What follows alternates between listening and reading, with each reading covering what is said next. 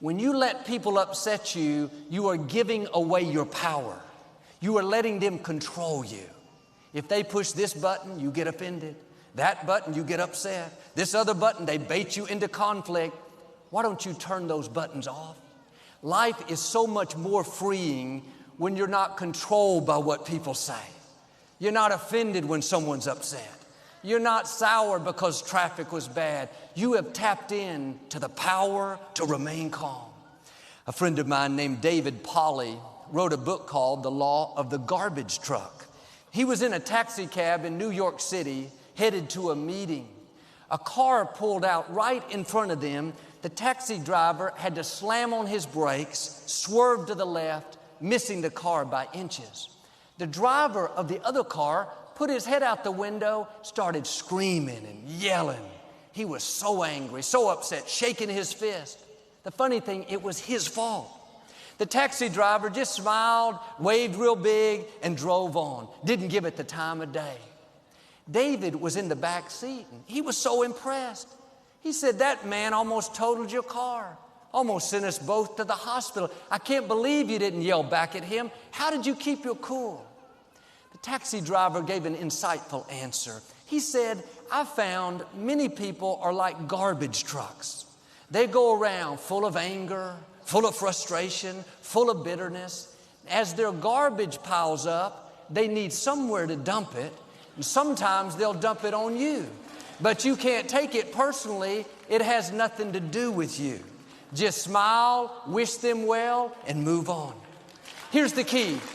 Successful people don't let garbage trucks overtake their day. If someone dumps a load on you, don't get upset. If you make that mistake, you'll end up carrying around their garbage, and eventually you'll dump it on someone else. You have to keep your lid on.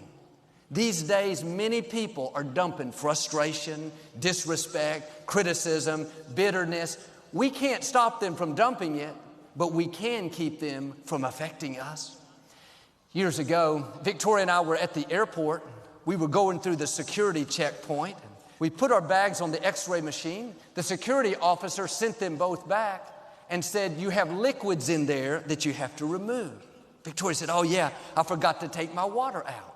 Well, I thought he was only talking to Victoria, so I just stood there and didn't do anything. You would have thought I had committed a major crime. He was like totally insulted.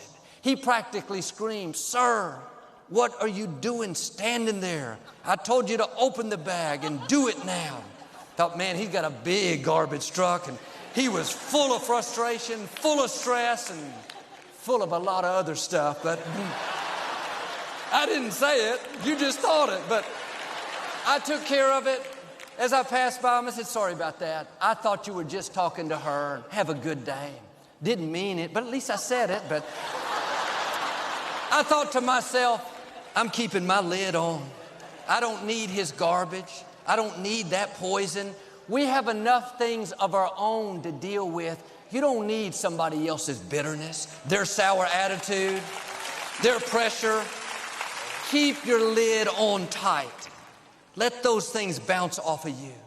Your destiny is too great. Your time is too important to go around weighed down with other people's garbage.